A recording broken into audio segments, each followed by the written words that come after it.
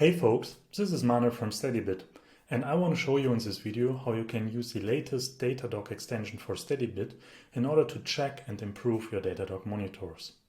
In case you haven't installed the Steadybit Datadog extension yet, check it out at the Steadybit Reliability Hub. I have already installed the extension and created a small experiment in order to demo the use case. The first action I'm using is the creation of a downtime for all the monitors I might affect. This prevents basically within Datadog to notify anyone being on call or using the notification of Datadog monitors.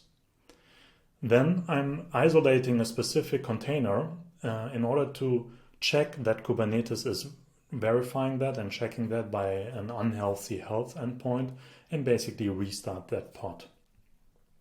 While doing so, I expect that all Datadog monitors should stay okay and only one specific should be in a warn state.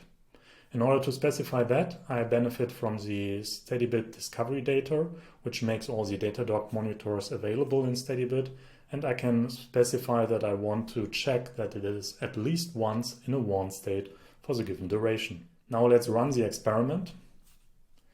The Steadybit platform connects now with the Steadybit agents in order to isolate the container and also check the Datadog monitor statuses. You can see on the right hand side the Datadog monitor status are all okay right now, everything is working fine, and also all deployments are ready. Now the traffic block has kicked in and now we expect Kubernetes to detect this and restart the pod. Here we go. You can see that the check has basically resolved because the pod has been going down, and also below you can see the deployment readiness chart is showing you that one specific pod is missing. Now let's wait for Datadog to notice these faults as well. You can see now that the Datadog monitor status has been turned into a warn state. I can jump into Datadog and see what's going on.